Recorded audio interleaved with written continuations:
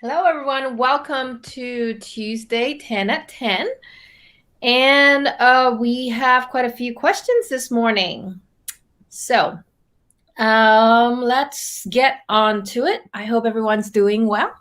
And from the questions, it looks like you have issues with shelf life over summer. I want to thank those of you for coming to the class sponsored by Top Taste and So Fresh last week. We had over 150 signups. So as you can see, this is a hot topic and we need to address issues concerning shelf life. Okay. The presentation from last week is all going to be made available for downloads and for viewing later this week. So stay tuned. And I'm going to cover some of the cake issues today. I'm going to give you some more tips to work with tomorrow on Wisdom Wednesday. But the real deal is next week. Okay, don't forget to sign up for our Academy class next week. So I'm on LinkedIn right now. So if you have any questions while I'm doing this live session, just go ahead and type in your comments on LinkedIn so that I can address them while I am still here. Okay. Okay. Hello, Kuldeep.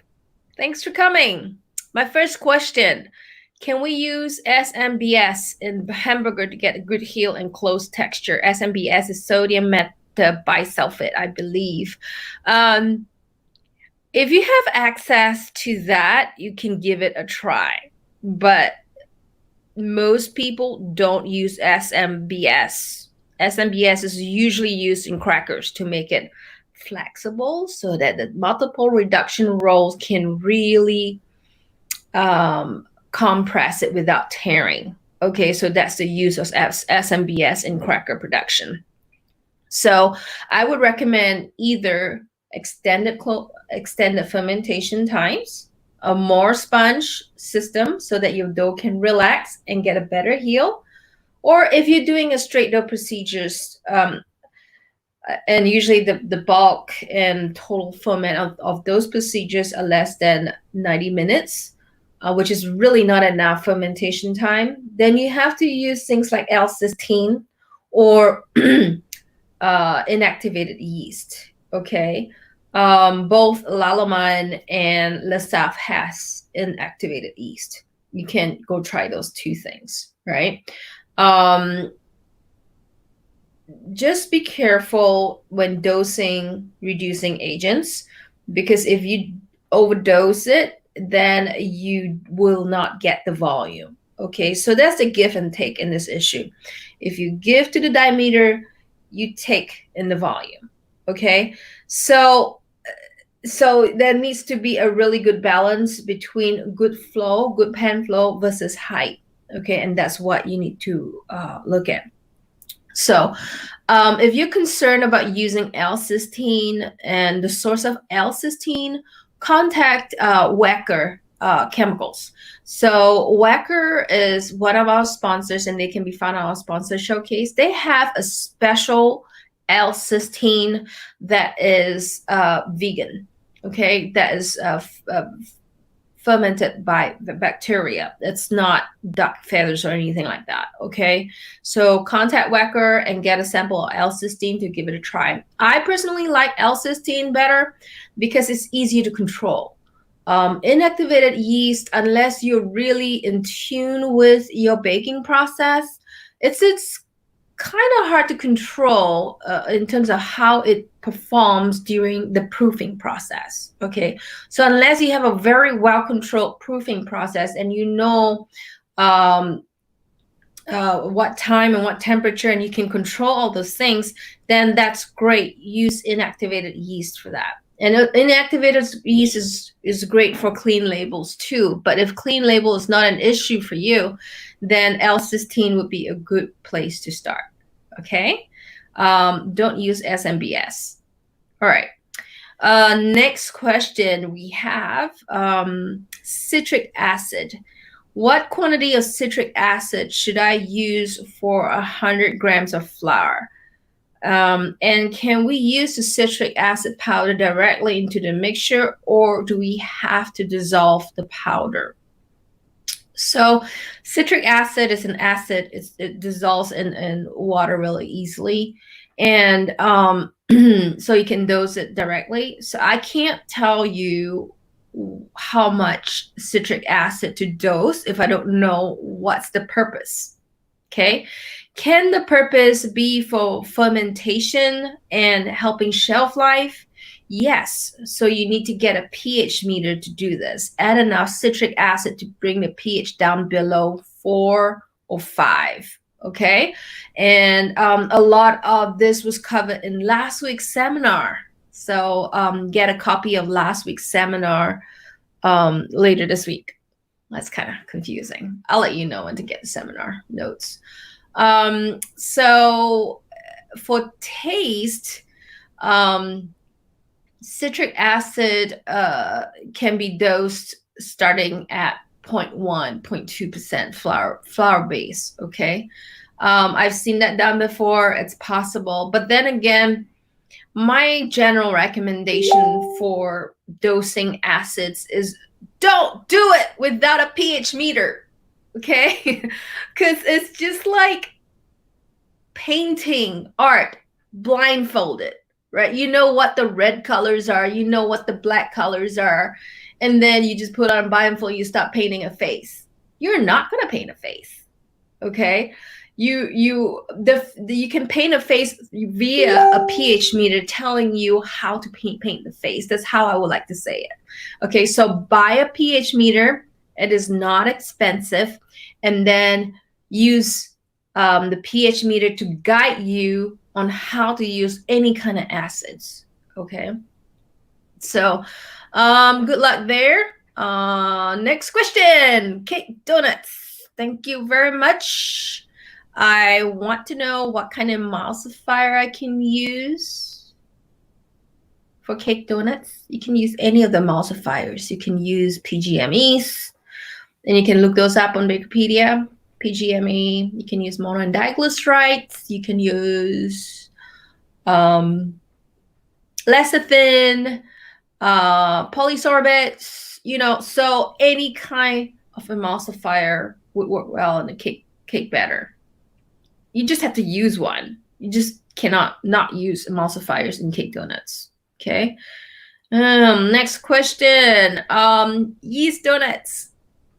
Can I know, please, the percentage of protein in soft wheat and the dough conditioner mix? What is that? I don't know what your dough conditioner question is. You got to be a little more specific on that. Percentage of protein in soft wheat flour is usually about 10. And 10 to 10.5. That's where I prefer it to be for donuts. Yeast donuts might need to have a little bit more, maybe about 11 to 11.5 in terms of soft wheat flour. And I wouldn't use soft wheat flour for yeast donuts, by the way. I would use hard wheat flour, okay, because it's a bread. You have to use bread flour for yeast donuts, okay? If you don't, you're not going to get the volume. You're not going to get the spring. You're not going to get the skunk line all around the yeast donut, okay? All right. So thank you, Cindy, for saying that the class is on August 27th. Thank you for the reminder. All right, so I am making gummies. All right, so we get questions like that on our website very frequently, and it's indicating to me that nowhere else has science-based information on food. So we're going to do something about that. But in the meantime, yes, we get confectionery questions quite often on Bakerpedia too. Apparently because Bakerpedia is such really high on that. Okay, so the question is, I'm making gummies and the recipe asks for sorbitol. But the only thing I can find in this is sorbic acid. Is it the same thing? Or can we use sorbic acid as a substitute? No. Sorbitol is a sugar alcohol. Sorbic acid is an acid that's usually used for preservation. Okay, so the best replacements for sorbitol would be something like xylitol, another sugar alcohol. Okay, it gives that moist, chewy feeling, and it kind of evaporates on your tongue. Okay, so that's what sorbitol does. And you just have to get it from a sweetener, an artificial sweetener provider. People like Ingredion would have sorbitol. So reach out to Ingredion on our sponsor showcase. Okay? Don't use sorbic acid. Thank you. Okay, sorbic acid is pretty hot these days. Another question coming from there. My name is Paula. I love your channel. Thank you for tuning in. I would like to ask for your recommendation for gluten-free bread preservation. Which acid and quantities would you recommend? And what is the process like to incorporate these acids? Okay, so just remember, gluten-free bread in most system is more like a cake system, okay, than it is a bread system. So when I say that, I mean that there is not too much of a fermentation going on.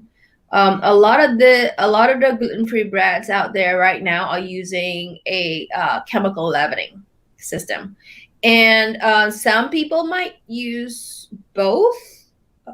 Use a baking powder system with the yeast to get the extra lift.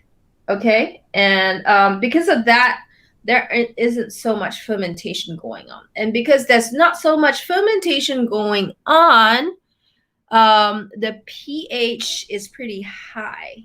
Okay, and in this situation, I would also ask you to buy a pH meter to really understand where your pH is, so that you can work well with the chemical leavening system as well. So I don't know what system you use. That is from, okay. So why would you use sorbic acid? You would use sorbic acid because that would be the only gluten-free alternative for you, okay, in terms of preservation, shelf life enhancement. J&K Ingredients, and they are on our showcase. Look at J&K Ingredients, contact them for a solution called Sormate. Okay, they have Sormate gluten-free. Okay, so it is a natural flavor that actually extends the shelf life of gluten-free products. Okay, that would help you, and that is the dosage directly into the flour, so there's no special step needed. Okay, I hope that helps. Try not to use sorbic acid. Try to use Sormate from J&K Ingredients. Okay, and I would like to reiterate that because there is a lack of fermentation in gluten-free breads, things like calcium propionate might not work as well. Okay, you have to get a cultured whey solid or a cultured corn solids that would actually help with the propionic effect in the system. Okay, and also pH manipulation would work. So if you have to bring the pH down to using sorbic acid to below 5, that would actually help your gluten-free system as well. Okay. I know a lot of the gluten-free people just don't like to use calcium perphenate because that's just what I see all the time. So other alternative would be sourmate gluten-free, encapsulated sorbic acid by Balchem. Balchem is also available. Balchem's information is also available in our sponsor showcase. And cultured corn solids. Okay. Don't forget other spices. If you're baking sweet bread, other spices work as well, like cinnamon and cloves, and raisin juice work as well too. So come to a class next week to learn more about what you can use for sweet goods. Okay. All right. Moving on, citric acid. From the citric acid page, let's see. Thank you very much for this information. You're welcome. I would like to ask, how much citric acid should I use when making gluten-free? Oh, okay, another gluten-free question. I hope the last answer helps you. Get a pH meter, okay, and then go from there. And you have more questions on gluten-free, I'm going to cover that part next week, all right, in the seminar. Last question today is on sponge and dough. Okay. Let's see. On the Ask Dr. Lin YouTube channel. Give me a second while I bring up my screen. Okie dokie. So, sponge and dough. Sponge and dough question. Does bread flour need dough improver? Yes. Is it only good for all-purpose flour? No. Don't use all-purpose flour for bread production. Or 00 flour. Okay. If you are baking on the industrial level or wholesale level, or you're scaling up from a retail baker to a commercial bakery, and you're trying to increase output using machines, there is a need for dough improvers. Okay. And if you're at the retail level, home scale level, working into a retail level, you might not need dough improvers because you have a process that can accommodate long fermentation, and long fermentation pretty much does not require any kind of dough improvement. So let me help bring the timeline of industrial bread here for you. Just a quick summary of it. Okay. When we went into the industrial age with high-speed mixers and flour, okay, we found that the most effective way to cut back on fermentation times is using dough conditioners. Okay, so with the implementation of dough conditioners, fermentation times reduced drastically, almost by 90% reduction in fermentation time. Okay, so if you're a home baker or a retail baker and you can afford that fermentation time, say 4 hours to overnight, you really don't need a dough improver. Okay, but that's why artisan to wholesale or artisan to commercial, when you increase the output, you don't have space for fermentation. So that's why you need dough improvers. Okay, so I hope I summarize that particular why we do it for you. Okay, so I hope to answer your questions, and I hope I was helpful in your business today. So if you have more questions, I will be available next Tuesday. So go onto our webpage, any page on our website, and type in your comments. Better still, it will be great for you to join the academy and start posting in the forums so that you get help immediately if that's what you need. Okay, the bigger forums is there for you to post any of your questions so that any of us will help instead of just me. So you don't need to wait for your questions to come to me. All right. Don't forget to sign up for our class next week. It's going to be on shelf life extension for sweet products. Okay. And I'm going to cover a little bit of gluten-free on there as well. Okay. The web address is below, and sign up today. Okay, I will see you back tomorrow for Wisdom Wednesday. Till then, folks, keep baking.